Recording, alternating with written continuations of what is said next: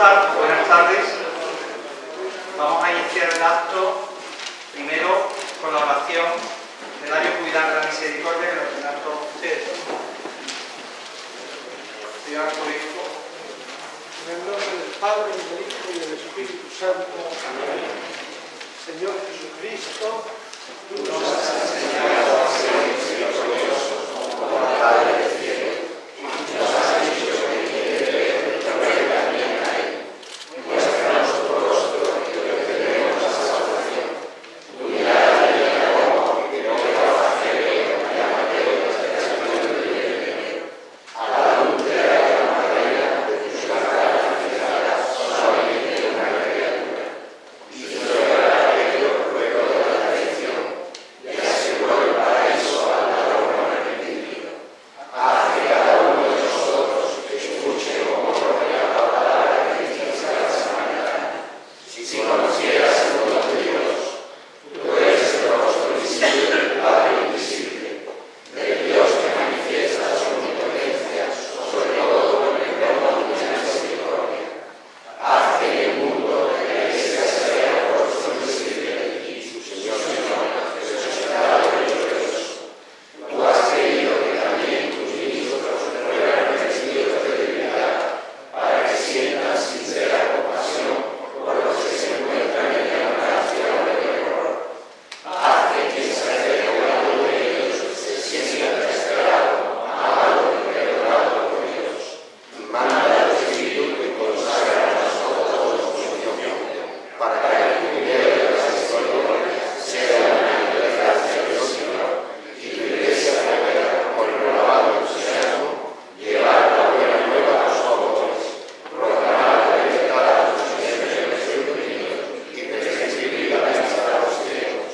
Te lo pedimos por la intercesión de María, Madre de la Misericordia, a ti que dices que vengas con el Padre y el Espíritu Santo, por los siglos de los siglos. Amén.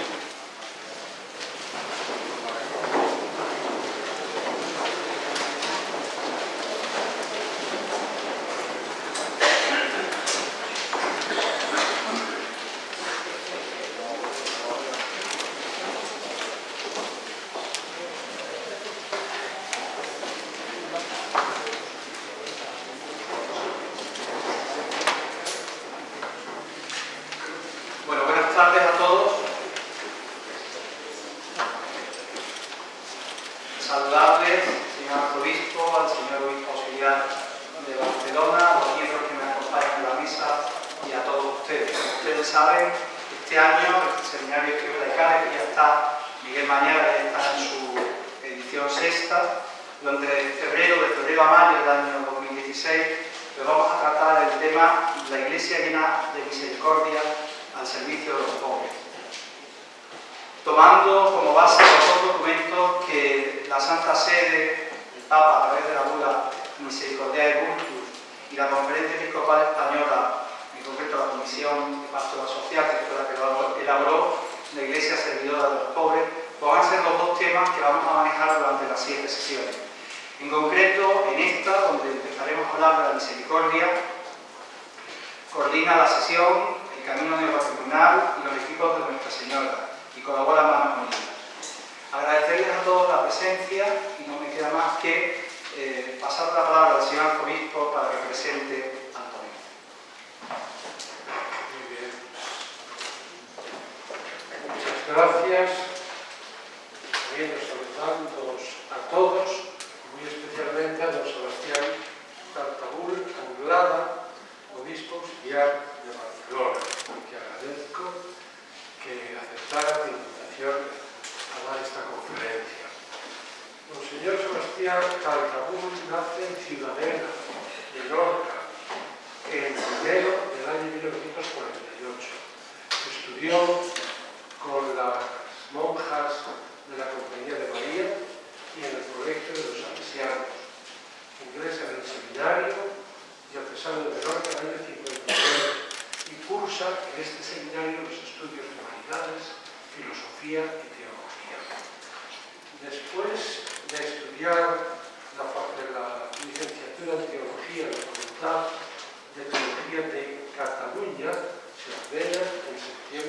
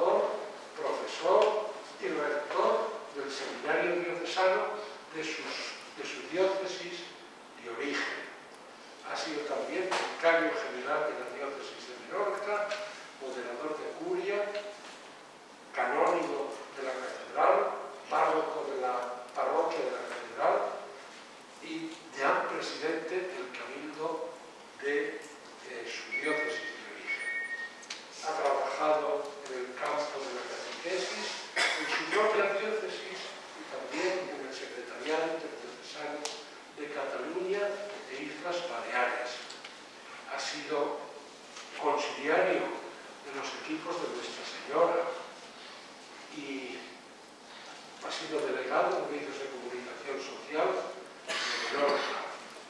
En la conferencia episcopal ha sido director del secretariado de la Comisión Episcopal de Pastoral desde el año 2005 hasta su nombramiento como obispo.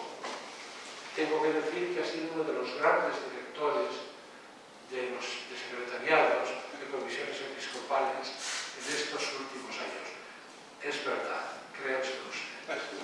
Bien, fue nombrado obispo el 21 de marzo de 2009 por el Papa Benedicto XVI, obispo auxiliar de Barcelona, auxiliado a Monseñor Cardenal Martínez Sistac, y ahora está auxiliando y llevándole de la mano en sus primeros pasos por la archidiócesis a Monseñor Omeya. En la conferencia episcopal ha sido miembro de la Comisión Episcopal de Pastoral, de la que en estos momentos es presidente. Es una voz autorizada en las iglesias de España para hablar de pastoral, para hablar también de la misericordia. Vuelvo a agradecerle el esfuerzo que ha hecho para venir a nosotros a compartir sus convicciones y su sabiduría. Bienvenido, Monseñor Sebastián Álvaro. Pues muchísimas gracias, doctor José. No merezco tantas cosas. Perdón, mi castellano es un poco catalanizado, pero me entenderéis, supongo. Bien, en Menorca hablamos también esta misma lengua, pero con unas variantes. Pues se me encargó hablar de este tema de la misericordia a partir de un texto que es en el capítulo 9 del Evangelio de Mateo, un texto que yo diría tendríamos que hacer el esfuerzo ahora de ponernos en actitud de oración, en actitud de escucha y escucharlo. Y aprended, dice Jesús, qué significan estas palabras de la Escritura. Quiero que seáis misericordiosos y no que me ofrezcáis sacrificios, pues yo no he venido a llamar a justos, sino a los pecadores. Este texto es fundamental para entender muy bien lo que significa el año de la misericordia. Por eso, atención a la palabra de Dios. Yo diría lo importante es que estemos atentos a esta palabra porque Dios habla. Dios habla. Y esta tarde también nos habla. Y lo que nos ha dicho es esto: quiero que seáis misericordiosos. Por eso hoy nos reúne un profundo deseo. Yo diría el deseo de conocer más a Dios. Un deseo de conocerlo, conocerle. Nunca sé si tengo que decir conocerlo o conocerle. ¿Cómo se dice eso? Conocerlo. Aquí habrá expertos. Es una cosa que siempre uno duda, pero bueno, ya se entiende. Y escucharle o escucharlo. Saber cómo se comunica y qué nos dice. Es un deseo, yo diría, muy arraigado en nuestro corazón humano. Y digo la palabra corazón porque será una palabra clave para entender la misericordia. Misericordia, este cor es el corazón. Y para entender esta palabra entera, lo del corazón tiene mucha presencia en esta reflexión. Pero yo pregunto lo que mucha gente a veces nos dice: pero ¿cómo puedo yo entender lo que Dios me dice si no lo he visto nunca? El otro día, en un encuentro con un centenar de jóvenes a punto de entrar en la universidad, tuve un coloquio de más de una hora y media larga con ellos, así directo, muy vivo, muy interesante. Y me acuerdo que un joven formuló esta pregunta, el primero que habló: se nos ha hablado mucho del encuentro con Jesús, nos lo decís mucho, dijo.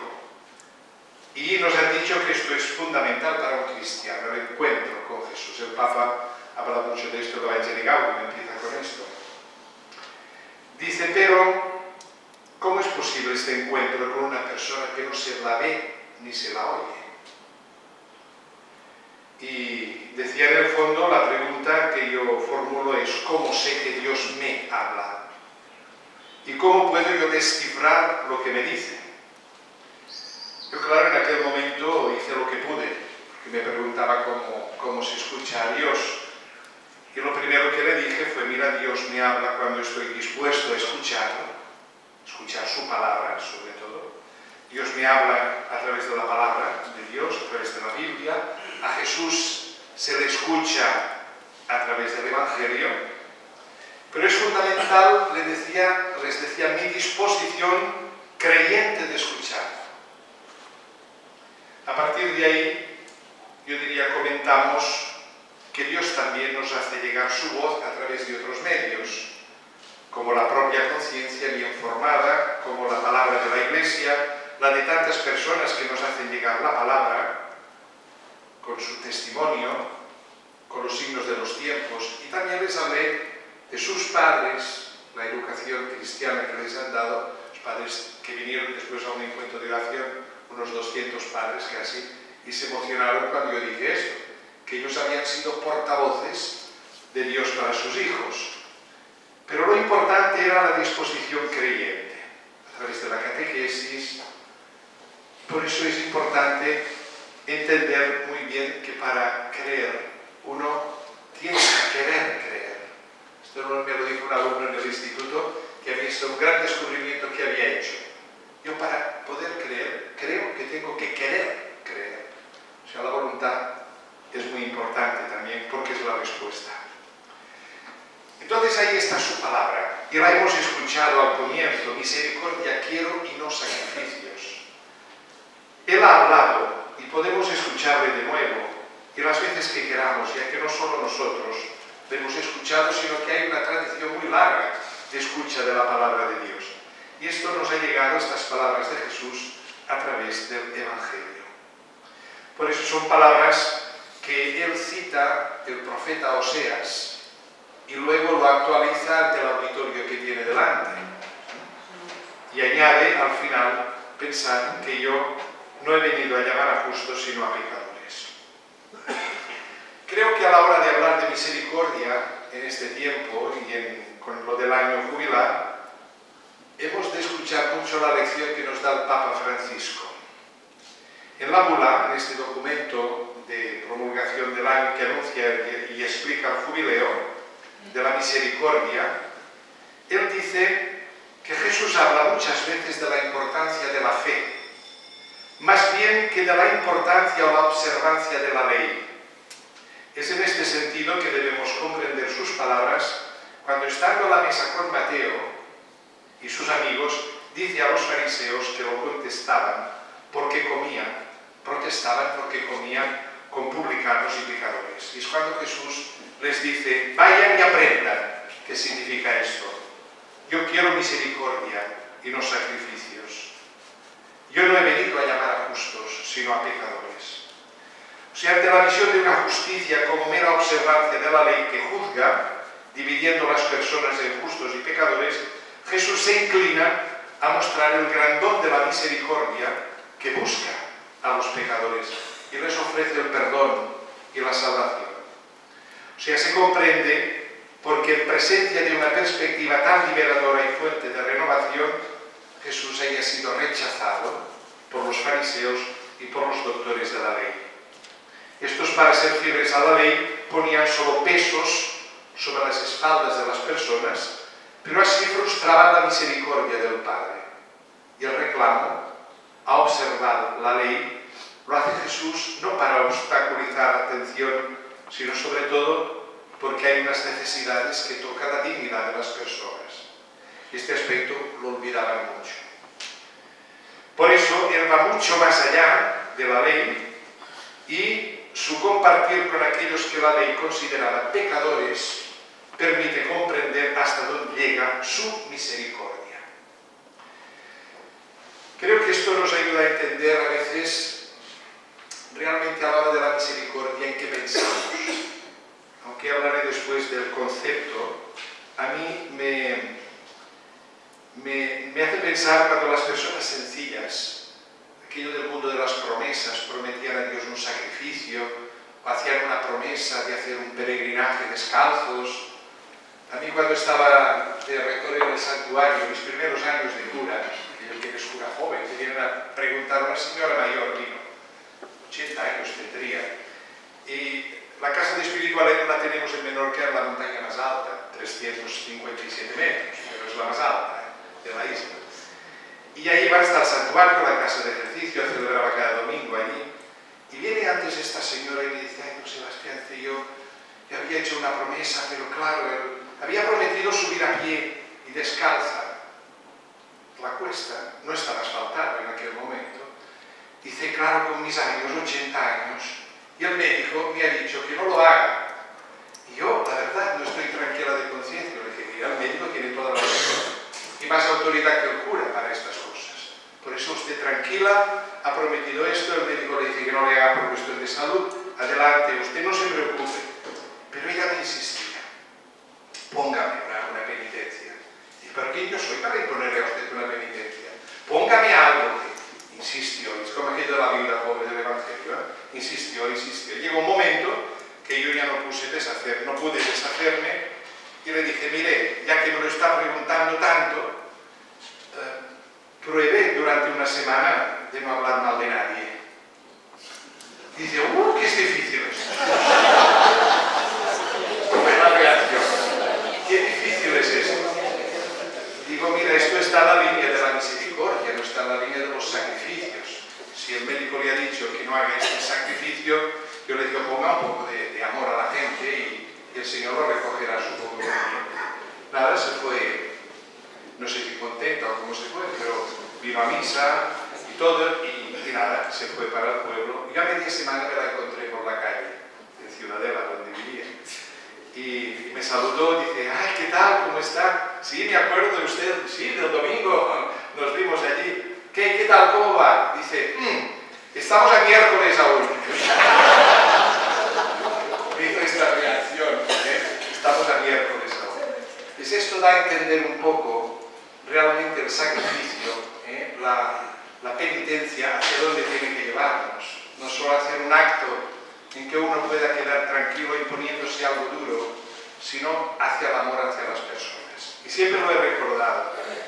Entonces, Jesús nos dice que no quiere que ofrezcamos sacrificios, sino que seamos misericordiosos, compasivos, capaces de unirnos al sufrimiento de los demás, ser solidarios con su padecimiento y acompañar esta situación dolorosa amando, ayudando. Quiero subrayar mucho esto, sintiéndonos afectados interiormente. Por eso, a veces la tradición judía se convertía en hacer solo en algo externo, algo de puro cumplimiento. Y solo con hacerlo parece que uno ya quedaba tranquilo de haber cumplido sus obligaciones con Dios. Y si no se tenía una fe muy arraigada, fácilmente se caía en la rutina y hasta en la hipocresía.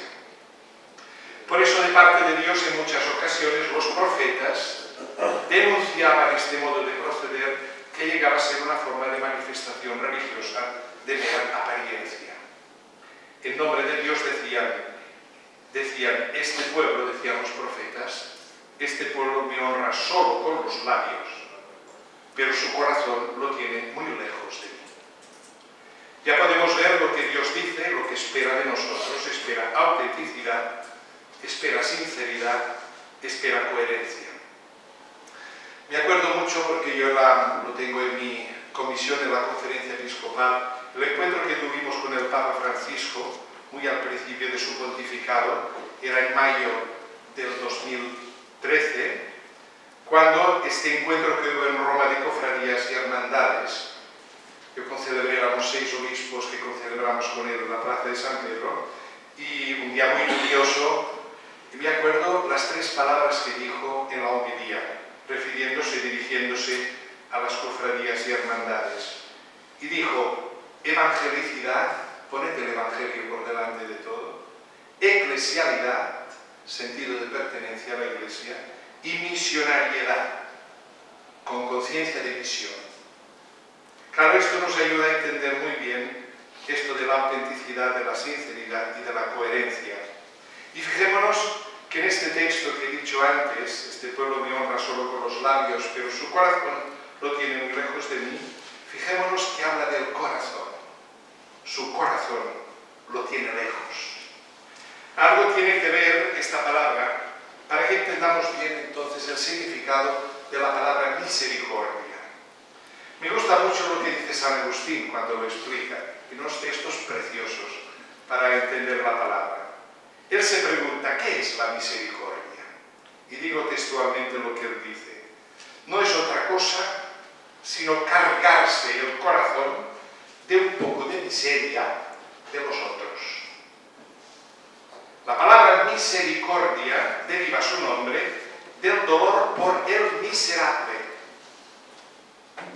Las dos palabras están en este término, miseria y corazón, misericordia. Estas dos palabras. Cuando tu corazón está afectado, sacudido por la miseria de los demás, ahí tienes la misericordia. Cuando te emocionas, cuando sientes profundamente en tu vida que te pasa algo porque descubres a alguien que padece, esto es la misericordia. Yo pienso aquí, en este momento, en aquel gesto del Papa Francisco, cuando fue a Lampedusa, era el mes de julio del 2013 también. Todos aprendimos geografía aquel día, yo no sabía, tenía idea de dónde era Lampedusa, y todos aprendimos aquel día. Aquellas preguntas que el Papa hace en la homilía, la pregunta de Dios a Adán, ¿dónde estás? La pregunta a Caín, ¿dónde está tu hermano? Y cuando el Papa pide perdón por no haber llorado, esto toca de lleno el sentido de la misericordia. También esto lo vemos en los salmos. Por ejemplo, el Salmo 50 es un salmo que es para decir, rezadlo y con calma y entender el grosor que hay allí, la calidad de lo que es la misericordia. En este salmo decimos, los sacrificios no te satisfacen. Si te ofreciera un holocausto, no lo querrías. Mi sacrificio es un espíritu quebrantado, un corazón quebrantado y humillado, tú no lo desprecias. Y en este mismo salmo se dice, misericordia, Dios mío, por tu bondad, por tu inmensa compasión, borra mi culpa, lava del todo mi delito, limpia mi pecado. Y llega a decir a Dios, intuyendo incluso su forma de ser, es casi como una definición de Dios. ¿Te gusta un corazón sincero? ¿Te gusta un corazón sincero?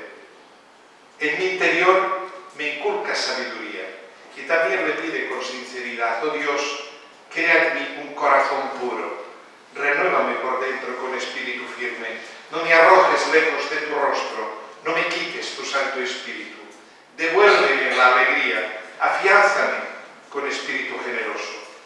Esto es lo que Dios quiere de nosotros. Esto es también lo que el corazón humano intuye y vive desde la fe. Un corazón creyente llega a este punto. Pues escuchándolo entramos en comunicación con Él, entramos en diálogo y sabemos que creer, en definitiva, es dejar entrar a Dios en mi vida con todo su misterio, me gusta decirlo así, sin ponerle condiciones. Que en definitiva esto es exactamente lo mismo que el amor. Dejar entrar al otro en mi vida con todo lo que es, con todo su misterio y sin ponerle condiciones. Desde el momento que yo pongo una condición, intento manipular.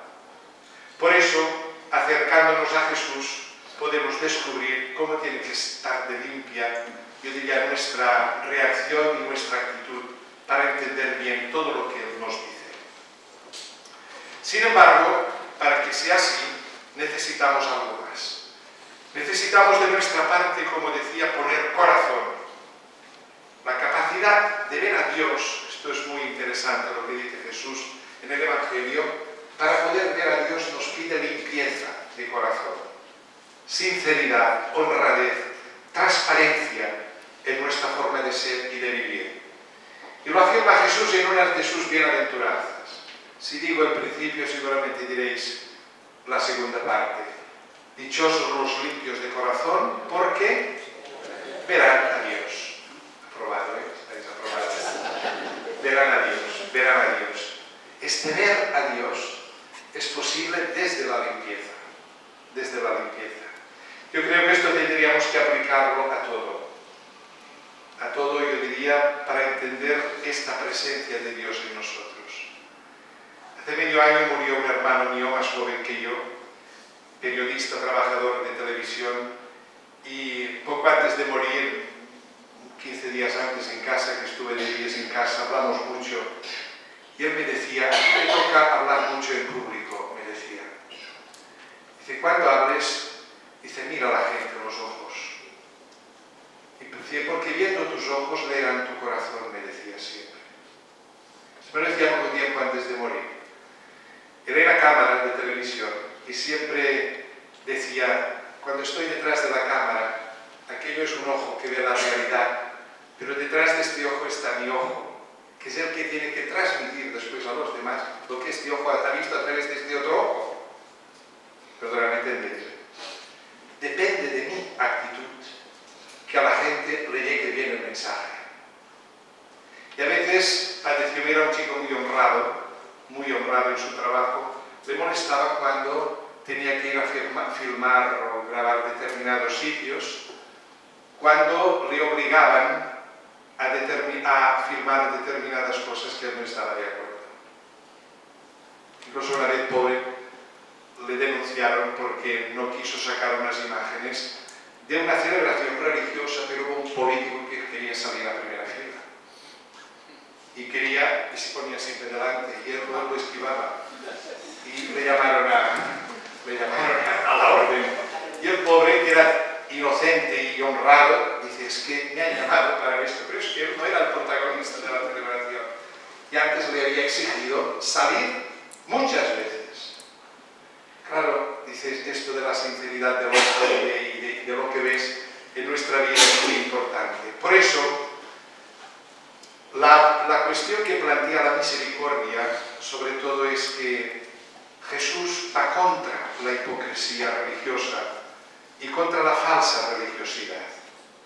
Si seguimos el Evangelio, que es lo que realmente nos abre a la visión de Jesús y de Dios, en él encontramos la capacidad de sintonizar con una palabra que es nueva cada vez que la pronunciamos o la escuchamos. ¿Quién es Jesús? Y descubrimos en él realmente cómo es. Precisamente porque él se ha hecho uno de nosotros, tomando nuestra condición humana, igual en todo a nosotros, menos en el pecado. Jesús habla nuestro lenguaje y lo podemos escuchar, entender, responder. El suyo es un lenguaje fácil, inteligible totalmente. No se pierde en teorías fuera de la realidad cotidiana, sino que se sumerge en ella, convive con la gente, camina, trabaja, suda, llora, se hace uno con todos, habla con la gente de sus cosas, se interesa personalmente por sus inquietudes y problemas, se fija de forma especial en la manera como viven y son tratados los más pobres.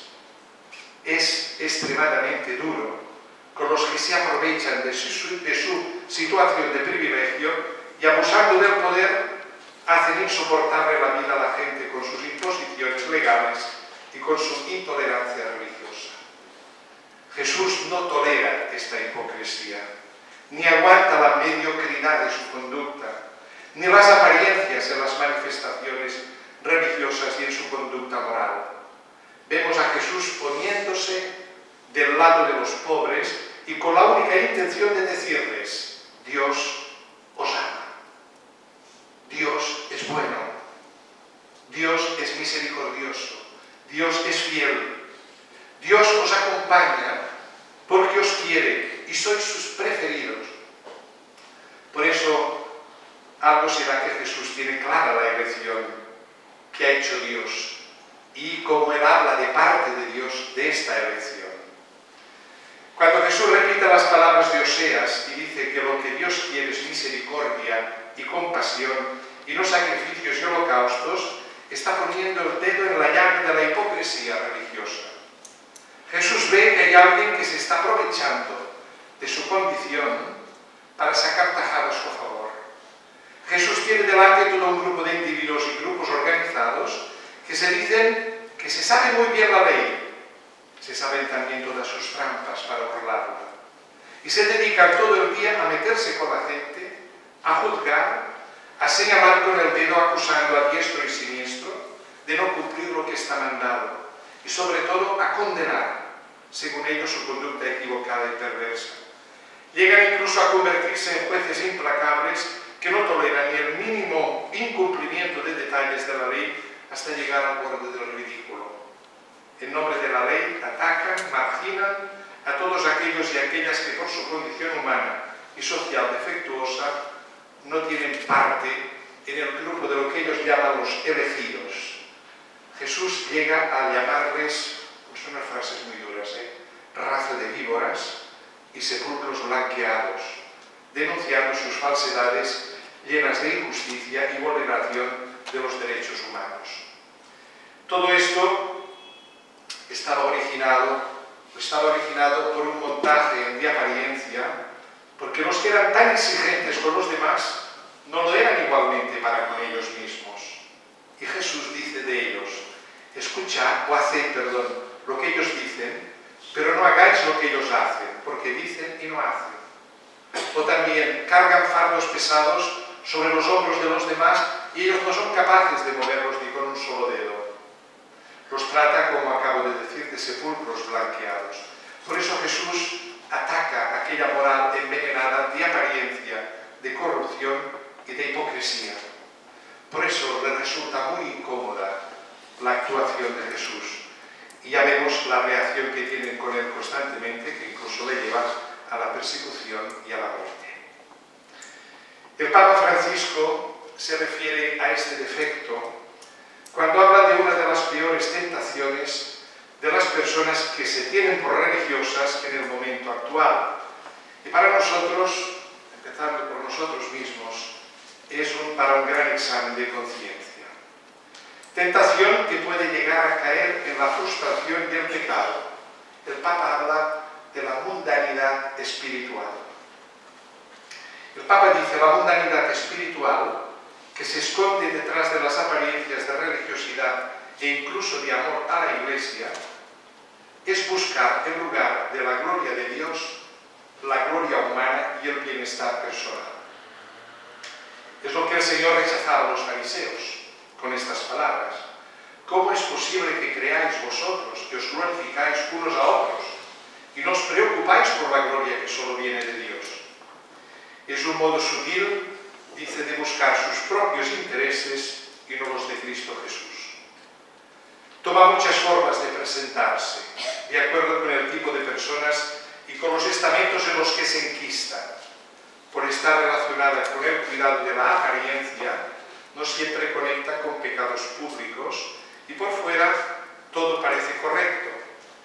Pero el Papa se pregunta o dice: si invadiera la Iglesia este defecto, sería infinitamente más desastrosa que cualquier otra mundanidad simplemente moral.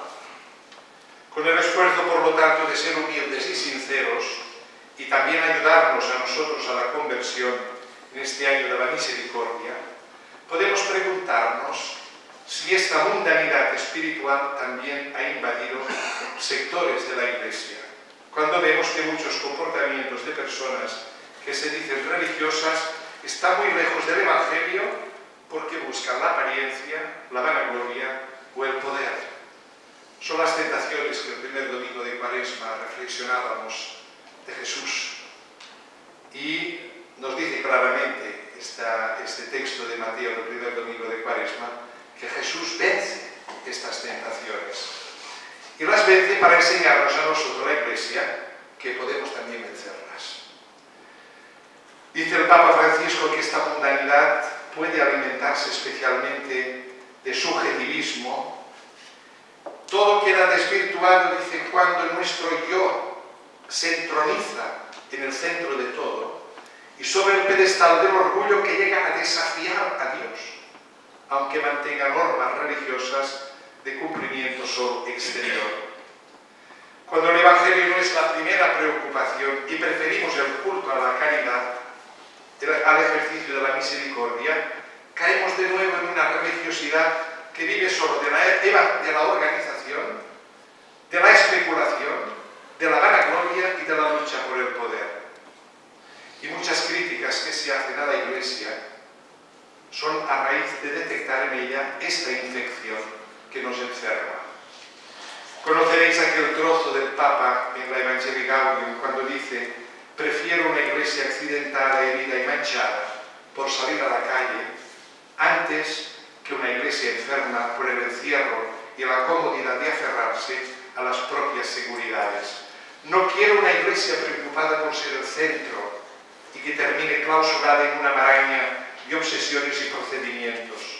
Si algo debe inquietarnos santamente y preocupar nuestra conciencia, es que tantos hermanos nuestros vivan sin la fuerza, la luz y el consuelo de la amistad con Jesucristo, sin una comunidad de fe que los contenga, sin un horizonte de sentido y de vida.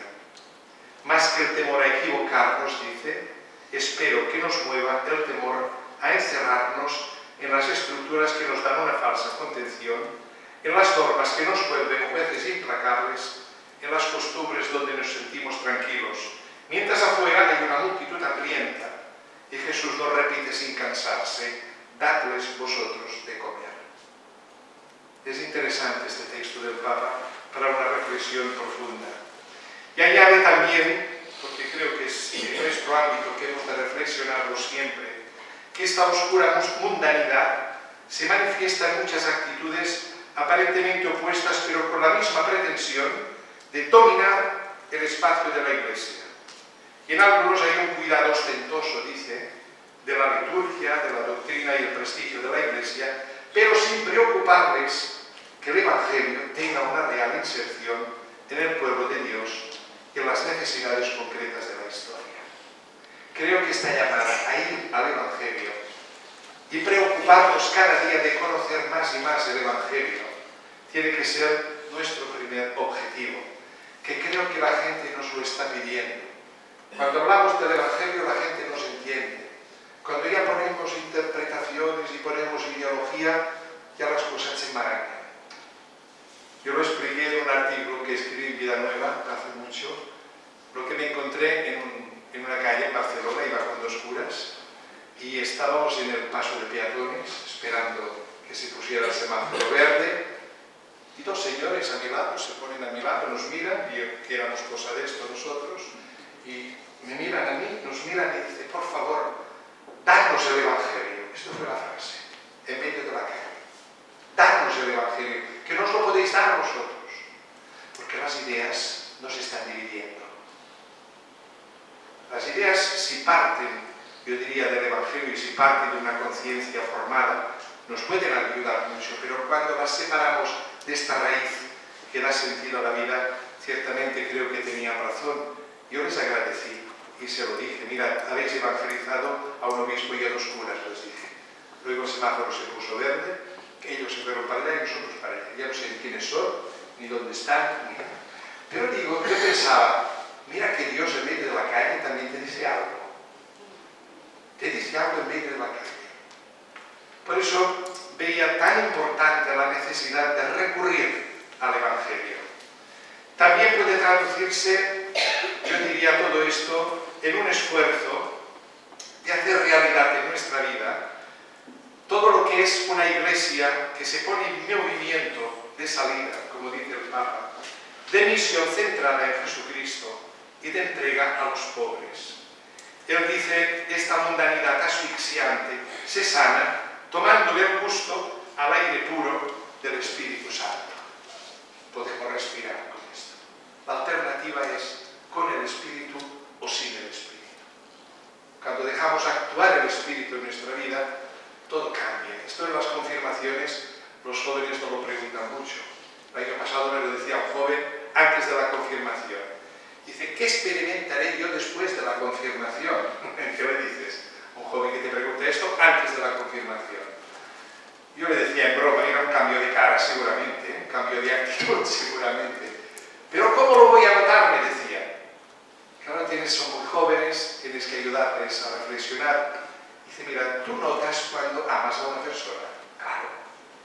Pero esto no lo ves, te lo tocas, lo notas. Pues a Dios le notamos así, cuando queremos hacer el bien, cuando queremos servir, cuando no nos buscamos a nosotros mismos, cuando nos entregamos a los demás. Este es el espíritu. Dice, y cuando es todo lo contrario, digo que es el otro espíritu. El espíritu del mal que está haciendo de las suyas. Es el diablo que está actuando. Entonces un cristiano tiene que hacer caso al espíritu del Señor, al espíritu de Jesús, que es el que recibimos en plenitud también en el sacramento de la confirmación. Por eso el Papa decía, no nos dejemos robar el Evangelio. Muchos habían llegado a pensar que la ley es la salvación. Entonces aquí empezaríamos a ver la oposición entre sacrificios y misericordia, entre lo que es solo esfuerzo humano, con exigencias para conseguir algo, y lo que es gracia de Dios, entre querer ganarle a Dios la partida con trampa, o reconocer que hay un amor más grande, que puede más que nosotros mismos, y que me está llamando para que sea fiel a mi fe y coherente con ella en mis actos. Por otra parte, hay que dejar claro que Jesús no va contra la ley. Él mismo ha dicho, yo he venido a cumplir la ley, no a abolirla. Él va contra el abuso, contra la mala interpretación de una ley para buscar el provecho propio. Y Jesús en esto nos da una lección. Entonces, en la bula del Jubileo de la Misericordia, el Papa Francisco dice que Jesús habla muchas veces de la importancia de la fe más que de la observancia de la ley.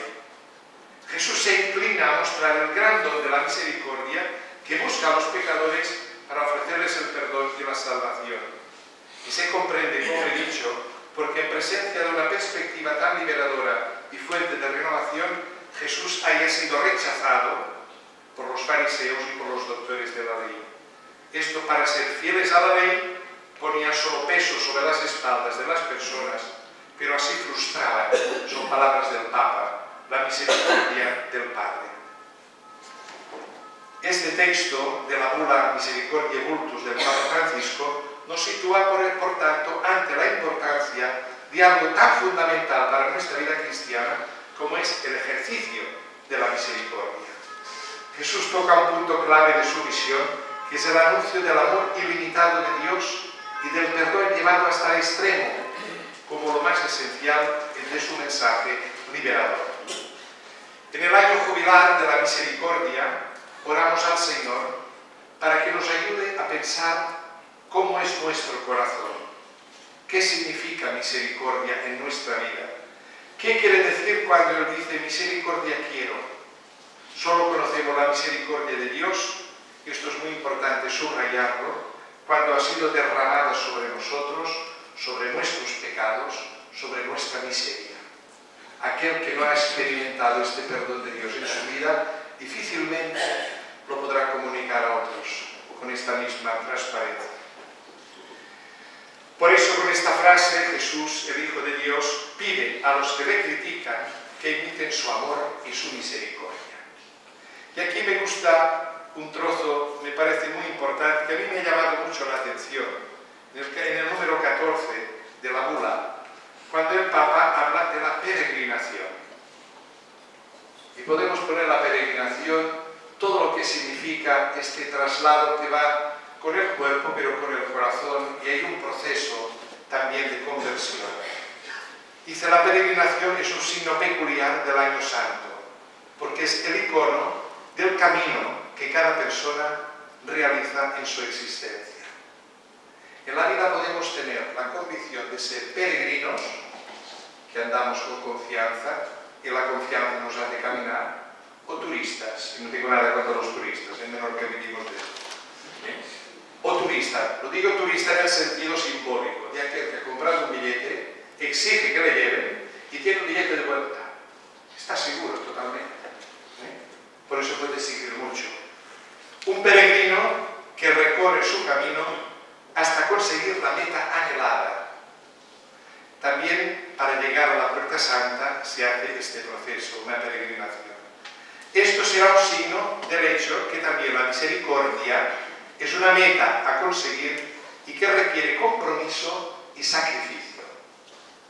Pero que me gusta mucho y que a mí me ha calificado mucho también, lo decía antes, es cuando él indica, dice que Jesús indica las etapas de la peregrinación mediante la cual es posible conseguir esta meta. ¿Y cuáles son estas etapas? No juzguéis y no seréis juzgados. No condenéis y no seréis condenados. Perdonad y seréis perdonados. Dad y os darán. Con la medida en que midáis seréis medidos. Antes que nada, no juzgar y no condenar. Nadie se puede convertir en juez del propio hermano, porque Dios mira el interior de la persona. Por eso los sentimientos de envidia y de celos no nos ayudan nada a progresar en este camino. Y cuando lo explica, lo dice en positivo, me parece muy interesante. No juzgar y no condenar significa, en positivo, saber percibir aquello que hay de bueno en cada persona. Esto huele a aquello de la espiritualidad de comunión de la que hablaba San Juan Pablo II en el inicio del milenio. Que la espiritualidad de comunión es mirar a Dios, que es amor, y con la misma mirada mirar a los demás y descubrir lo de positivo que hay en su vida, incluso cargar con los defectos del otro. Por eso él dice, no juzgar y no condenar significa, en positivo, saber percibir aquello que hay de bueno en cada persona y no permitir que nadie tenga que sufrir por nuestro juicio parcial y por nuestra presunción de saberlo todo. Perdonar y dar. Y en este dar está incluso aquello de dar la vida, que es la máxima expresión del amor. Por eso Jesús, cuando habla de que no quiere sacrificios y quiere misericordia, es interesante que el texto de Mateo dice, si al presentar tu ofrenda en el altar te acuerdas que un hermano tuyo tiene alguna queja contra ti, no dice si tú te acuerdas que tienes una queja contra otro, sino él tiene una queja contra ti. Deja tu ofrenda ahí ante el altar, anda primero a reconciliarte con tu hermano y vuelve luego a presentar tu ofrenda. No quiere decir que el Señor no desee nuestras ofrendas, sino que primero y ante todo desea que lo amemos a Él sinceramente y que amemos también así a nuestros hermanos, con el mismo amor con que Él los ama. Aquí podríamos hacer referencia a muchos aspectos. Este texto que comentamos hoy es aquel texto que el Papa lo tiene delante, por eso tiene esta, yo diría, esta obsesión, santa obsesión, que realmente lo de la misericordia le tiene seducido. Cuando él, este episodio evangélico, digo, marca su vida al escoger su lema episcopal, miserando et eligendo, es decir, Jesús se fija en el pecador, en el publicano, en Mateo, tiene misericordia de él, miserando, y lo elige como discípulo suyo. Esto es lo más grande del mundo. Jesús se fije en la miseria de uno y lo elija para luego ser uno de sus apóstoles. Que Jesús se fije en Pedro cuando lo ha negado totalmente, cuando ha dicho que no le conoce, y cuando le ha preguntado, Pedro, ¿me amas? Y Pedro le dice, sí, pero no de la misma manera como tú me lo estás pidiendo. Y por segunda vez, ¿pero me amas del todo? Ya te digo que no, a mi manera. Y a la tercera vez Jesús le dice, ¿me amas así como me amas tú? Jesús se relaja y se pone a su nivel. Estoy leyéndolo en griego, se entiende, que usa palabras distintas. Y se relaja Jesús. Y dice, bueno, Pedro, de acuerdo, ámame así. Pero no te preocupes, serás el Papa, le viene a decir. Porque sobre esta piedra yo edificaré mi iglesia. O sea, Jesús edifica también sobre lo miserable, sobre lo que el mundo no tiene en cuenta, sobre lo que el mundo desecha.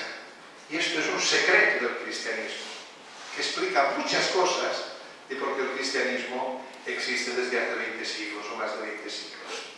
Porque en la debilidad, lo dice San Pablo, está la fortaleza. Por eso el Señor entonces nos llama a amar como Él nos ama, a entrar en el núcleo de lo que es la misericordia, siendo sobre todo misericordiosos. Y como Él es misericordioso, sabe perdonar, nos ayuda a aprender a ponernos en la situación de los demás para poder ser comprensivos compasivos, misericordiosos, magnánimos y bondadosos. ¿Qué ofrenda aceptará el Señor cuando vayamos a presentarnos ante Él para ofrecérsela? Esto es tener un corazón limpio, capaz de descubrir a Dios, capaz de ver a Jesús en aquel que tiene hambre, que tiene sed, que está desnudo, que está enfermo, que está en la cárcel, que es forastero, que es emigrante o es un refugiado. Porque Jesús dirá: todo lo que hicisteis a uno de estos hermanos más pequeños, a mí me lo hicisteis. Esto nos lleva a entender las preferencias de Jesús. Leed el Evangelio si queréis en clave de descubrir las preferencias de Jesús. A mí me ha ayudado mucho esto. ¿A quién prefiere? Y no es que Jesús ame más a unos que a otros, pero tiene unas preferencias para empezar a actuar. Cuando Él aparece en la sociedad de Palestina, ¿hacia dónde va? Si tuviera una pizarra lo pintaría, y lo pintaba siempre en clases. Y ponía todas las personas que el Evangelio pone en los márgenes, los marginados. Jesús aparece en medio con un mensaje. El mensaje es decirle a las personas: Dios te quiere, Dios te ama. Pero Jesús, ¿a quién va? Va aquel pobre, va aquel pecador, va aquella viuda, va aquel extranjero, va aquel samaritano, va aquella prostituta, va aquel publicano, va aquellos niños, va aquellos huérfanos, va aquellas viudas, va aquel soldado, va aquel centurión, va aquellos leprosos. Y les dice: Dios te quiere a cada uno. Además con nombres y apellidos, que esto es lo que llama la atención. Esto nos ayuda a pensar que nuestra evangelización hoy también no tiene que ser a lo mejor delante de grandes masas, sino trabajando el corazón de cada persona. Y esto toca incluso lo más concreto de nuestra pastoral. Yo me acuerdo, he sido párroco de 3 parroquias y ya en las 2 últimas ya me costaba mucho, por ejemplo, hacer preparaciones al matrimonio con grupos de parejas, porque uno no concordaba mucho. Había de todo tipo. Como yo hablaba de la familia, cuando de 11 parejas tenía 7 que ya no eran parejas. ¿Cómo podía yo decir una palabra que todos me la entendieran? Yo opté por ir a cada casa y que me recibieran en cada casa. Claro que no llevaba mucho trabajo, pero te pasabas muchas horas en las casas hablando con aquella familia y entendías su drama, entendías su situación, entendías por qué querían bautizar y tú mirabas cómo los ibas a poder integrar a la parroquia, a la comunidad. Esto daba resultado, porque se veían de cierta manera un poco comprometidos a responder con el afecto que tú también les proporcionabas. Ya vendremos el domingo, vendremos, que decían algunos. Dice: mira, pues es interesante que os encontréis con esta familia. Esto hay que decirlo a veces muy personalmente y que noten el afecto. Si no recibían la parroquia, la reunión duraba 3/4 de hora. Si iba a su casa, a veces a las 2 de la madrugada estábamos comiendo pizzas. Y no es que fuera gorrista para ir a comer por las casas, pero normalmente te invitaban. Y a veces invitaban a otras familias para que vinieran a escucharlo y acompañar. Esto plantea muchas cosas de la pastoral. Y termino ya. Termino diciendo que esto de la misericordia es aquello de que Dios busca la oveja perdida. ¿Y cómo se llena de alegría verdadera y profunda cuando la encuentra? Cuando nosotros experimentamos esta alegría, cuando hacia alguien les hemos abierto el corazón, creo que podemos pensar que vamos en línea. Y la gente tiene que ver en nuestras iglesias, en nuestros grupos, en nuestros movimientos, puertas abiertas. El último jubileo, desde el año 2000, ¿os acordáis? En nuestra catedral, yo estaba de párroco allí, y puse un gran letrero en la puerta que ponía: Jesús dice, yo soy la puerta. Yo, como he tocado hacer de sacristán muchos días, también he cerrado las puertas y todo esto, y tocar las campanas y a veces limpiar con la fregona y todo. Un domingo por la noche yo cerraba las puertas grandes de la catedral, que era la puerta santa, diríamos. Y noté que cuando cerraba, uno me la empujaba y me hacía entrar otra vez para adentro, o sea, abriéndola otra vez. Y yo me asomé y vi que era un joven que me pedía ayuda, era de allí, yo le conocía, y me dice: en este momento se había separado de su mujer, le habían echado de casa, sus padres no le querían en casa, no le habían querido abrir la puerta aquella noche, y habían dejado sobre una cosa que hay cerca de la puerta un endrugo de pan, si quería cenar o comer algo. Y él había venido, y dice, pasaba por la plaza de la catedral, y he leído: Jesús dice, yo soy la puerta, y he pensado, esto me impresionó mucho, seguro que esta puerta está abierta. Seguro que esta puerta está abierta. Yo di gracias a Dios por no haber cerrado antes, porque se hubiera encontrado con la puerta cerrada. Esto era a las 10 de la noche, estuve con él hasta las 12, le busqué un sitio para ir a dormir, fuimos a cenar juntos a un bar, y mira, le escuché, estuve un poco a su lado, pero me impresionó tanto esto de que pasaba por aquí y he visto que Jesús dice esto. Yo no sé si muchas veces estos signos exteriores, no solo de poner carteles, sino de nuestro afecto y de nuestra acogida, pueden ayudar mucho. Por eso, la parábola del buen samaritano, creo que para nosotros, además de las parábolas propias de la misericordia, la de aquellos siervos que uno es perdonado y no perdona a su compañero, la del hijo pródigo, encontraríamos varias parábolas que son esenciales para la misericordia. Para mí, la del buen samaritano, por lo que estamos hablando hoy, me parece muy, muy reveladora, porque representaría, yo diría, la parte del sacerdote y el levita, presentarían y pasan de largo porque interpretan la ley del sábado. Les obliga a ir al templo a rezar, les prohíbe trabajar, les prohíbe tocar un herido porque quedarían contaminados, y en nombre de la ley no atienden al herido y pasan de largo sin prestarle ayuda. En cambio, el herido es atendido por un samaritano, un indeseable para los judíos, un enemigo por ser de otro pueblo, un hereje por ser de otra religión, y ayuda al herido con una sorprendente actitud de misericordia, abriéndole el corazón a la miseria que ve y tiene delante. Solo un amor más grande hace que esto sea así. ¿Quién lo ha hecho bien?, pregunta Jesús. ¿Qué tienen que decirle a aquellos? Pues quien ha obrado con amor. Y Jesús les dice que la parábola va dirigida a los fariseos: haced vosotros lo mismo. Jesús, con estas palabras tan cortas y tan sencillas, nos viene a decir, y les viene a decir: misericordia quiero y no solo cumplimiento externo de la ley. Misericordia quiero y no falso o aparente cumplimiento. Por eso dirá: amar a los otros y a uno mismo es más grande que todos los sacrificios y que todos los holocaustos. ¿Veis? Jesús nos pide coherencia, sinceridad, nos pide autenticidad. Sed misericordiosos como mi Padre del cielo es misericordioso. Lo dice también con las palabras: sed perfectos como vuestro Padre celestial es perfecto. Por eso la misericordia es corazón, son hechos, son obras concretas. No es para tratarlo ahora, pero sí que anunciaría un gran capítulo que son las obras de misericordia, las corporales y las espirituales. Y ahí se puede ver muy claro, con mucha claridad, realmente cómo hemos de actuar y cómo hemos de actuar respecto a nuestros hermanos. Dar de comer al hambriento, beber al sediento, vestir al desnudo, acoger al forastero, asistir a los enfermos, visitar a los presos, enterrar a los muertos.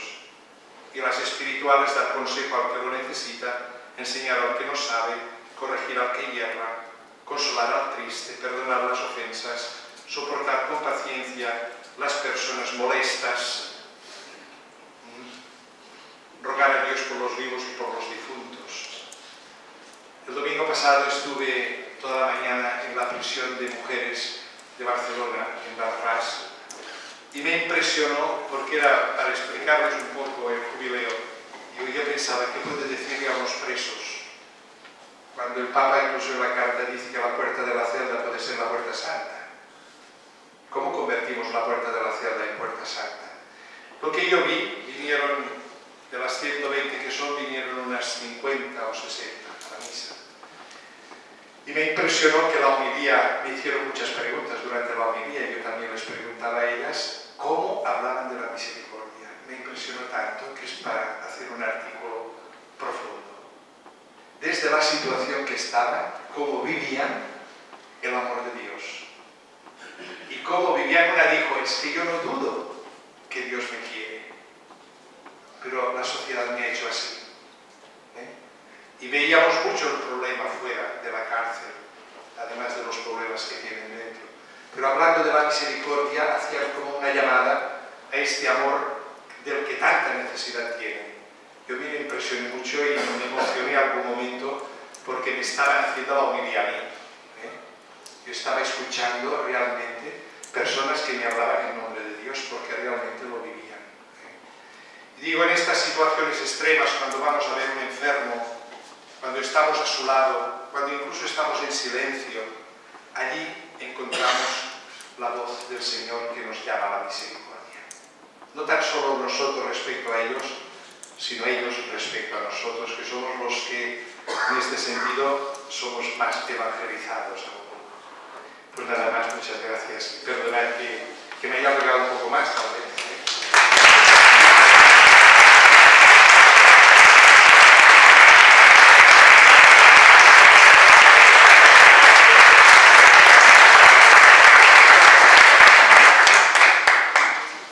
Muy bien, pues ahora empieza el diálogo que lo va a moderar Miguel Rodríguez, responsable de las comunidades neopatrimonales en serie.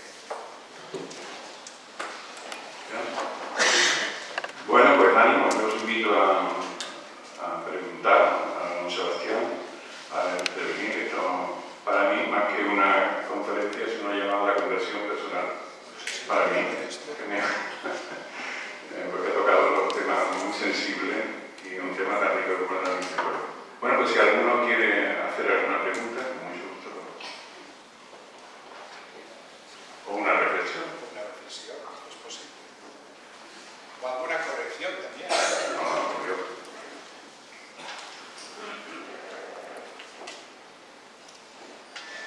Aprovecho yo que estoy en la mesa. Realmente usted nos ha traído hoy el Evangelio en primera persona a todos nosotros y, como decía Miguel, nos ha planteado iniciar un proceso de conversión en nuestra propia vida diaria. Esta vida diaria que se disuelve, la vida cristiana que muchas veces se disuelve pues en medio de una sociedad compleja, la que estamos viviendo, es más difícil que la de otros momentos, pero una sociedad compleja. Claro, cuando tú le tienes que explicar a tus hijos lo que es la misericordia, en tu familia, o a tu mujer, o a tus compañeros de trabajo, el primer cartel, como que puso usted en la puerta, pues eres tú. Y muchas veces, cuando tú te miras al espejo, pues te quedas un poco, como diciendo, ¿cuánto me queda, ¿no? En ese camino de peregrinaje que usted hablaba, ¿no? No como turista, sino como peregrino. Sin embargo, todos los cristianos, y sobre todo también los que estamos aquí, que estamos un poco más comprometidos, o por lo menos eso es lo que pretendemos, pues tenemos que dar la esperanza que nos lleva adelante, ¿no? Como dice el Papa, la esperanza que nos lleva adelante. A mí me gustaría que me dijeras una palabra de la familia, en el entorno de la familia, cuando los padres tienen que dirigirse a sus hijos, no de palabras, sino de manifestando su misericordia, la misericordia que Dios tiene en ellos. ¿Qué cree usted que podría ser, cuál podría ser una de las pautas más importantes que podríamos nosotros plantear? Una nada más. Esto llevaría a una reflexión larga, me parece, pero la familia, si se entiende como comunidad de vida y de amor, que decimos, desde los primeros años de la vida, tal vez es muy importante que se perciba esto de que es una comunidad de vida y de amor, y que los hijos puedan contar con sus padres. Hoy el gran problema que tenemos, debido al trabajo, a la falta de trabajo, lo que sea, la relación padres e hijos a veces es muy de tarde en tarde, aunque físicamente en muchos momentos estén delante, pero a lo mejor no hablan, a lo mejor no confrontan, a lo mejor no responden a las preguntas que les hacen. Y esto a veces dificulta mucho que haya un ambiente de confianza, que haya un ambiente. Yo diría, claro, lo primero de todo, lo que hemos dicho siempre, es el testimonio. Tú no puedes obligar a un hijo que haga una cosa si tú no la haces o tú no das razón de ello. Esto es fundamental. Y no solo es fundamental porque incluso hay quienes dicen que esto no basta, porque ves que a veces los hijos no siguen un poco el ejemplo de los padres. Pero yo creo, en primer lugar, que una actitud es la paciencia. La paciencia. Que no todo se resuelve en el momento en que nosotros queremos resolverlo. Que Dios tiene sus momentos y tiene su momento para cada uno. A lo mejor hay en ciertas edades una dificultad de que ellos no hagan lo que tú te gustaría que hicieran, pero que llega un momento en que esto se retiene. En el disco duro esto queda. Y el ejemplo de los padres no se disuelve tan fácilmente. Yo lo vería y tendría también, como decías, la confianza, la esperanza de que en algún momento esto se resuelve. Ahora, darles todas las oportunidades para participar en la familia como comunidad, que cada uno tenga su responsabilidad a realizar allí, que no haya actitudes de despotismo, actitudes de dominio, actitudes a veces difíciles de relación, sino todo lo contrario, que haya una actitud de acogida, una actitud de perdón. Una vez me encontré con un grupo de catequesis familiar que me gustó mucho. Un padre dijo: es que es muy difícil que los hijos se confiesen en la iglesia si nosotros no les hemos enseñado a confesarse con nosotros. Me llamó la atención esto. La práctica del perdón, la práctica de la reconciliación no se descubre en un ambiente amplio si tú no lo has vivido en un ambiente concreto.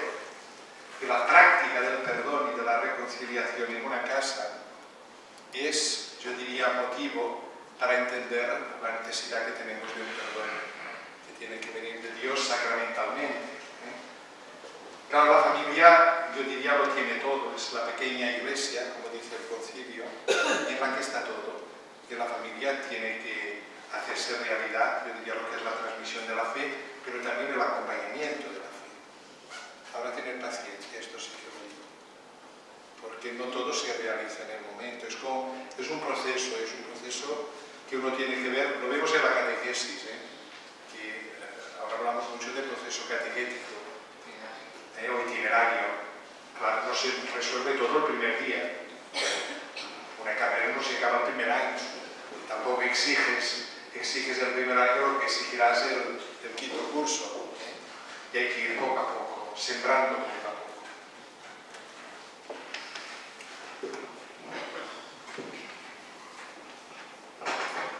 Una reflexión.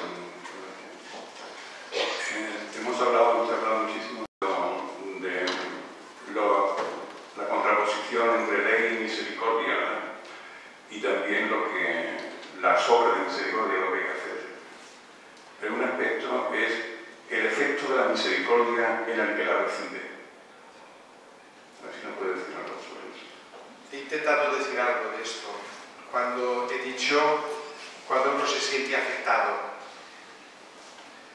No sé, cuando os ha pasado alguna vez que una persona que tenéis una relación muy difícil, que incluso llegáis a pensar que no os quiere o os odia, que no sería este el caso de la relación de Dios con nosotros, pero lo digo como punto de partida, que el día que esta persona os hace,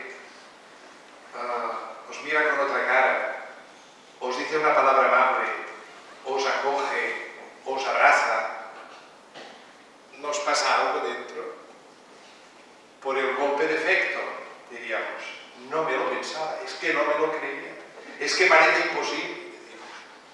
Esto es sentirse afectado, diríamos. Cuando esto se traduce en positivo, yo diría que es mucho más fuerte aún. Lo que pasa es que aquí entra un aspecto que tenemos un cierto problema, que es la conciencia del pecado. En este sentido hay crisis de esto. Muchos te dicen, pero ¿de qué tengo que confesarme? ¿Y de qué tengo que confesarme? Yo no peco. Y claro, tienes que hablar mucho y tienes que reflexionar mucho. Y también es porque no confrontamos nuestra vida con la palabra de Dios.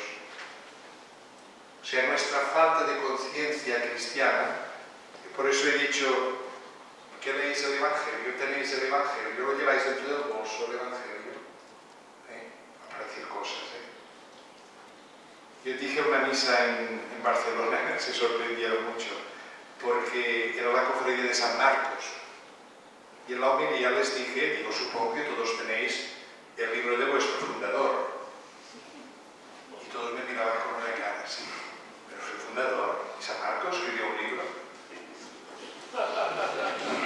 ¿No lo tenéis? ¿Lo tenéis? Me miraban con una cara. No, si queréis yo lo regalo porque es fácil de adquirir. Digo, ¿sabéis qué es el libro? El libro de la cofradía que lleva el nombre. Bueno, después el resultado fue todos a comprar el libro de San Marcos, que es un poco la constitución, digo, de la cofradía. Es el libro más sencillo que hay. Yo cuando los jóvenes me pedían un libro, yo siempre les daba el Evangelio de Marcos, siempre. Tuve un caso, porque ahí en Barcelona, estos casos que tenemos de los obispados, de cuando recibes una carta de alguien que apostata, te la mandan allí, el obispo la recibe y la lee. No sabéis qué impresión me hizo la primera carta que yo leí, dirigida a mi nombre, de una chica de 23 años que apostataba. Y yo cogí el teléfono y la llamé por teléfono.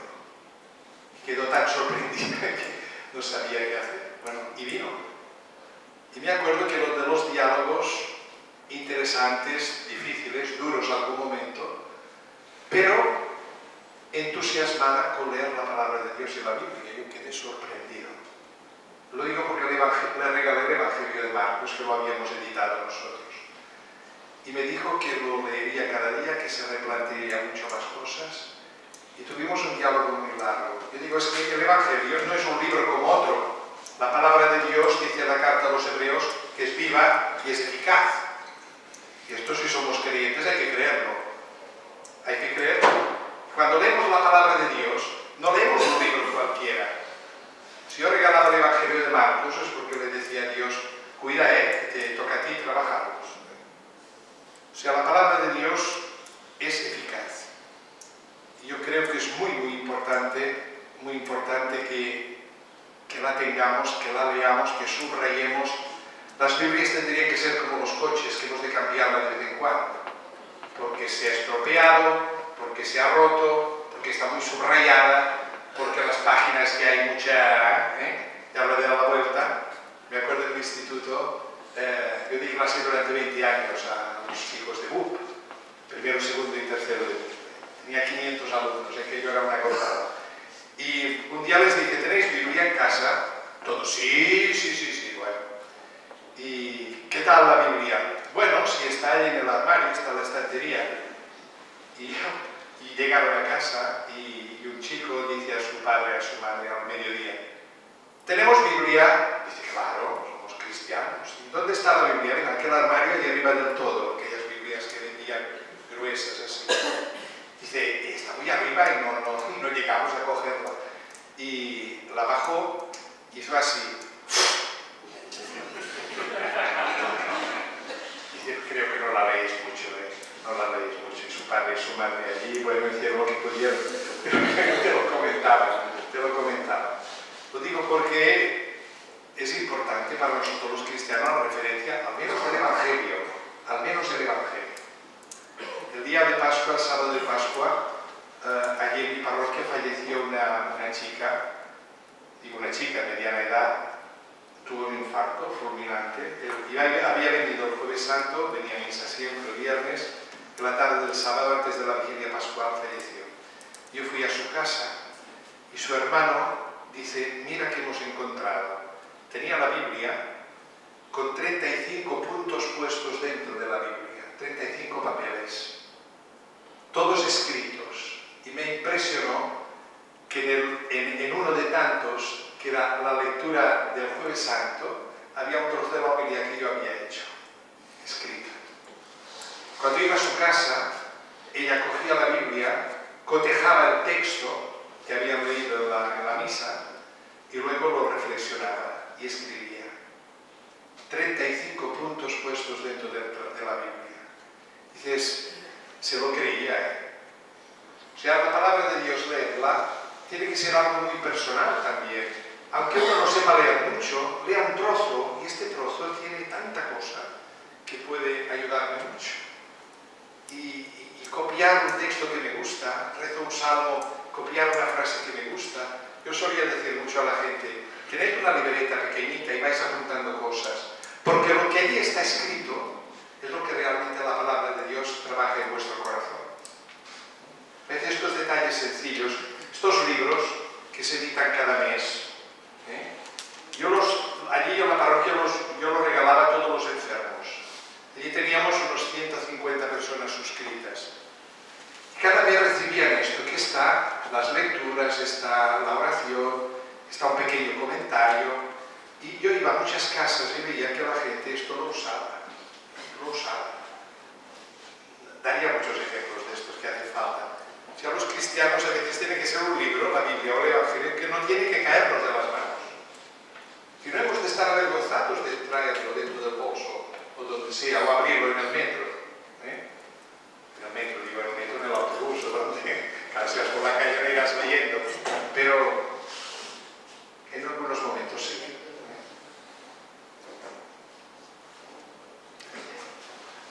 Allí, en el fondo. Adelante, Ulises. Don Sebastián, muchas gracias por su palabra, por este Evangelio de la misericordia que ha manifestado. Yo quería hacerle solamente una frase que no la he nombrado, pero que ya no sé si usted la conoce, seguro que la conoce todos los que están aquí, que eso de que dice que la misericordia se ríe del juicio. Sí. Si usted puede decir algo. Sí, que el juicio no es la última palabra. El juicio no es la última palabra. Claro, el juicio es la manera como nosotros definimos el actuar de una persona según criterios humanos y damos un veredicto y decimos una frase categórica, definitiva, y hablo de los juicios primero humanos nuestros, pero luego los juicios oficiales. Siempre hay una palabra después del juicio, que es la palabra misericordia. Estos días solo veíamos, si vuestros pecados son tan, no sé en castellano como lo dice, tan rojos como la grana, se volverán blancos como la nieve. O sea, yo creo que estamos en un año en que hay que rejuvenecer mucho la Iglesia, hay que rejuvenecer mucho las conciencias, hay que decir a la gente que todo eso acaba bien, pero hemos de ser muy conscientes de contra lo que hemos de luchar también, que esto forma parte de la misericordia. O sea, Jesús denunciaba tantas cosas porque tenía muy claro lo de la misericordia, el positivo. Por eso, claro, el juicio está en una fase de lo que es la recuperación de la persona. Una vez fui a otra cárcel de la que he dicho y una chica que tiene muchos años de condena por asesinato, me decía esto: yo estoy totalmente arrepentida, recuperada y lleva 4 o 5 años de cárcel y le quedan muchísimos. Sé que tengo que estar aquí porque lo que hice lo hice mal, pero yo me he recuperado totalmente y bueno, hice una profesión de fe y de amor a toda su familia y a toda la gente y que quedabas aturdido. Dice, una persona es recuperable y se recupera. Y yo creo que estaba gustando el gozo de la misericordia, que a pesar de la cárcel, el gozo de la misericordia lo estaba gustando, porque se encontraba bien. Ya sé que no tengo libertad, decía, pero aquí estoy trabajando, me estoy dando a los demás, estoy ayudando a todos y sé que tengo que estar en esta situación. Pero lo que veía el otro día en estas chicas también es que dices, están experimentando lo que es el amor, lo que es el gozo de estar en un grupo que también puede ser amigos. Hay que ver la misericordia, pero también las manifestaciones de la misericordia, que hay muchos brotes en este sentido. Adelante. Muchas gracias.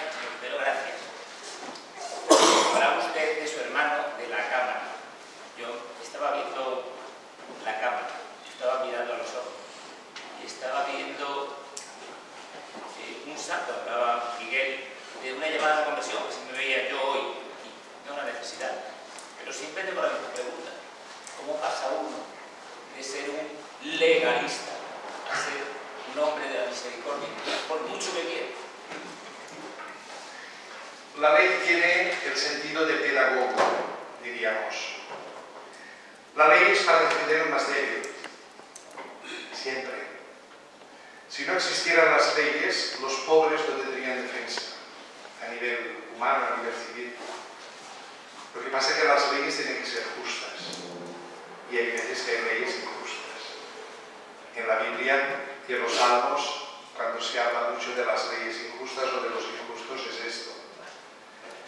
Pero una persona puede hacer caso de la ley, vivir de la ley, estar de acuerdo con la ley por ordenamiento de la convivencia, pero darle de cada vez más un tono de misericordia, un tono de amor. O sea que el amor pueda más que la ley. Y esto lo sabe cada uno. Si actúa porque te lo han mandado o actúas porque amas. Y a veces les ponía el ejemplo, un ejemplo muy sencillo. Tú cuando paras en el semáforo, ¿por qué paras? ¿Por qué paras? Porque aquel se ha puesto de color rojo. ¿Qué tiene el rojo con otro color? Te paras por otra razón, que no la pensamos a la otra razón. Que la razón es el respeto a las personas que pueden pasar, es el amor al otro, en definitiva. La ley es como una llamada, es como un recuerdo para que nosotros acordemos de hacer las cosas bien en este sentido. Pero es un proceso, yo diría, de maduración del corazón. Es un proceso en que uno lo va adquiriendo poco a poco. ¿Nos pasa que a veces uno piensa, uno tiene más fácil perdonar en la medida en que pasan los años? ¿O más bien el corazón se endurece? Puede pasar lo contrario. Esto es el movimiento interno de cada persona. Creo que pasar de la ley a pasar al amor es un paso de interpretación de la ley también. No sé si he aclarado mucho, pero creo que hay que darle a la ley el justo valor que tiene, el sentido que tiene, y no absolutizarla, porque el amor nos lleva mucho más lejos. Adelante. Sí. Bueno, yo quiero darle las gracias también, don Sebastián, porque me ha gustado mucho todo lo que ha dicho. Y yo creo que aquí en el mundo falta que nos pongamos las manos de Dios a través del Espíritu Santo. Y desgraciadamente la Iglesia está olvidado del Espíritu Santo.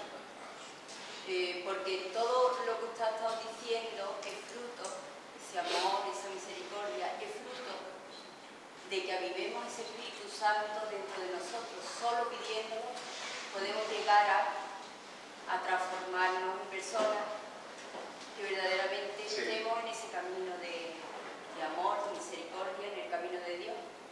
No hay otra visión. Esto pide un proceso también de la persona ir descubriendo esta realidad interior. Porque el interior lo tenemos un poco olvidado en este sentido.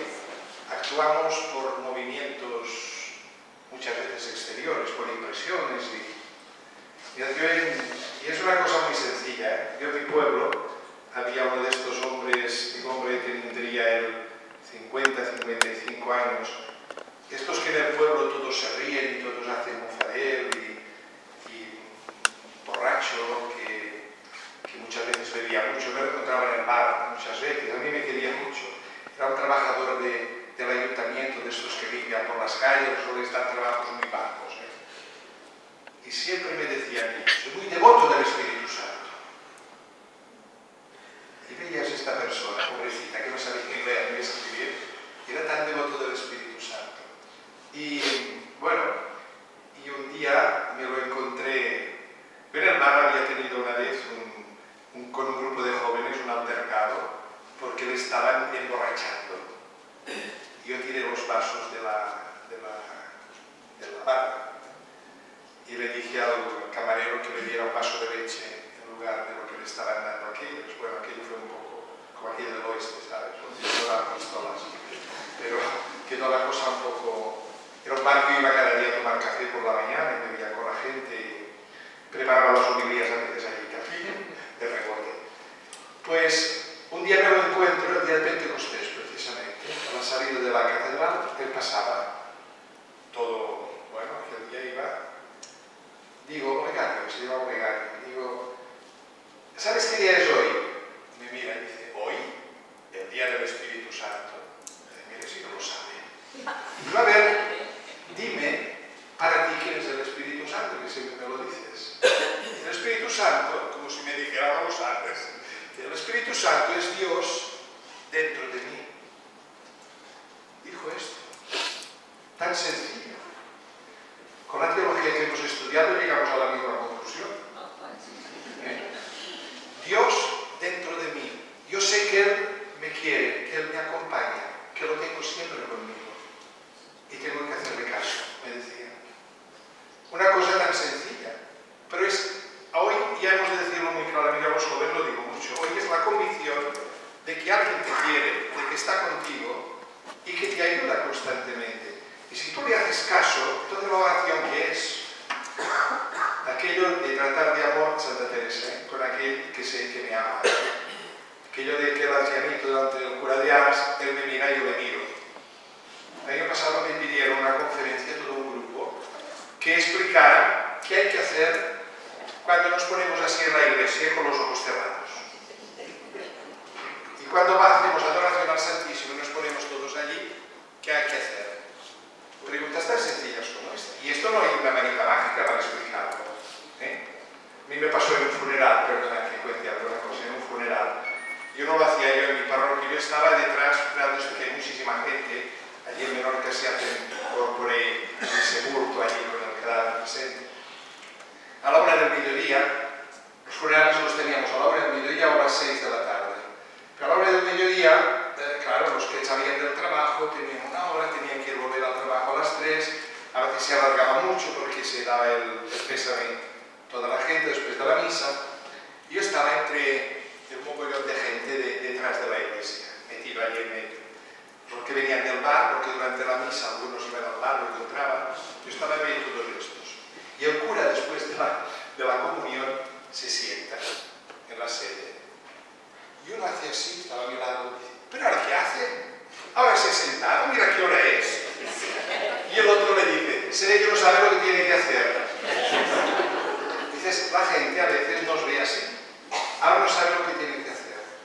El momento de oración, el momento de acción de gracias. Hay que reconocer que en la oración podemos tomar mucha conciencia de que Dios está en mí.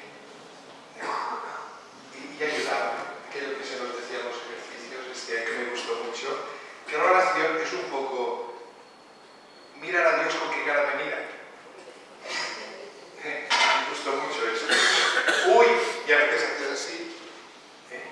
Porque no te gusta que te mire mucho, porque a ver cómo me mira, qué cara pone cuando me ve. Y esto a mí me ha ayudado bastante en la oración, sobre todo a revisarme. ¿Qué cara pone cuando me mira? No sé qué cara debe poner cuando nos mire aquí a nosotros, pero seguro que una cara de misericordia, seguramente. Adelante. La última pregunta. La última. Bueno, yo más que una pregunta es una actitud de agradecimiento, Sebastián, porque este verano lo tuvimos en nuestra jornada. Fueron 5 días de doctrina que hoy, desde luego, más tranquila, porque aquellos días ya se escuché que estaba acá. Es que me escuchasteis una semana, y esto ya tiene paciencia. Pero hoy, de verdad, le doy las gracias por aquello. Estoy en Betania, Le doy las gracias. en agosto. Yo no tenía oportunidad de hoy. No. Dad gracias a Dios, que es lo más importante. Luego al movimiento de seminario de estudios laicales que lo ha Sí. tenido. Yo os felicito por lo que me han contado. Esto ya nos gustaría tenerlo en muchos sitios. Sobre todo esta confluencia. Esto es un signo de carismas. Esto es un signo del Espíritu también, de que está. Unos son esto, otros son otro, pero un mismo Espíritu. Yo me llevo en el corazón este ejemplo de aquí esta vez. Lo digo de verdad porque me lo han explicado, pero ahora lo veo también. Y esto hay que potenciarlo y hay que ayudar a se cree que lo suyo es lo único. Y cuando uno se cree esto, el espíritu se esfuma. Ahora, cuando todos nos ponemos juntos y cada uno aporta lo mejor de sí y valora lo mejor del otro, porque esto es importante. Esto que decía de la espiritualidad de comunión es descubrir lo bueno que hay en el otro con la mirada de Dios.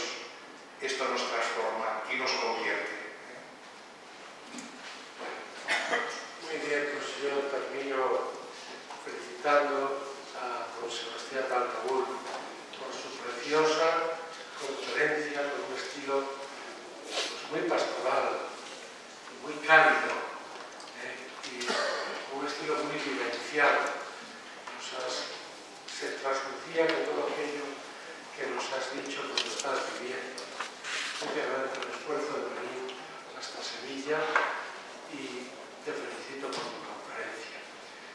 Es verdad que probablemente el mayor valor de este llamado Seminario de Estudios Radicales es el hecho de que aquí están representados todos los carismas de la diócesis en una admirable armonía. Todos se enriquecen con los carismas y las aportaciones de todos. A veces, en el pasado, pues nos hemos mirado de soslayo, nos hemos mirado con el rabillo del ojo. Yo creo que aquí se han superado las sospechas y bueno, pues yo creo que es una realidad pues, muy gozosa. Has hablado de las apostasías. Yo quiero decir que aquí, en estos últimos años, al principio cuando yo llegué, había bastantes, pues a lo mejor 3 o 4 cada semana. Procedían sobre todo de movimientos de extrema izquierda y también de colectivos de gays y lesbianas, que habían preparado incluso unos formularios, pues citando el Código de Derecho Canónico, etc. Últimamente apenas hay apostasías. Sí. Y sin embargo sí hay cada vez más solicitudes de bautismos de adultos. Yo ayer llegué de Madrid de la Comisión Permanente de la Conferencia Episcopal, estuvimos los dos, y me encontré pues, con 3 solicitudes de bautismos de adultos. Y esta mañana en el correo me han llegado todos. Es decir, que bueno, están llegando pues media docena por lo menos cada semana. El bautismo de adultos, los sacramentos de religión cristiana están reservados al obispo. No siempre el obispo puede administrar los 3 sacramentos.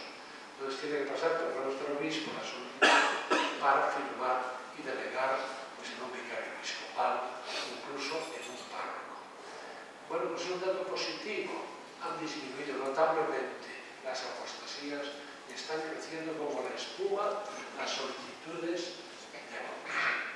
Y bueno, yo quiero terminar diciendo que en el año de la misericordia un aspecto fundamental es la invitación a la conversión. El Papa no hace mucho decía que pues, sí, él está pues, procurando la renovación de las estructuras de la Iglesia. Parece que la publicación del rescripto por la Constitución Apostólica sobre la nueva estructura de la curia romana está al caer.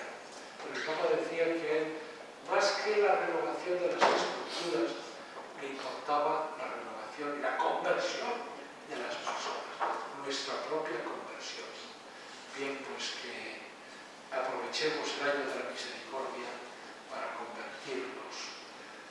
El profeta Joel, el miércoles de ceniza, nos decía: convertíos a mí de todo corazón, rasgad los corazones y no las vestiduras. En esta Cuaresma, queridos hermanos y hermanas, se nos pide una conversión hasta el fondo, una conversión radical, rasgando los corazones. No se trata de un aderezo cosmético formal externo, sin entrar a saco en lo más profundo de nuestros corazones con el bisturí de la sinceridad y de la verdad, para cortar y sajar todos aquellos apegos y ataduras que nos separan de Dios. Y dicho esto, quiero desearos a todos pues una santa y fecunda Cuaresma y también una gozosa y también profunda Semana Santa en Sevilla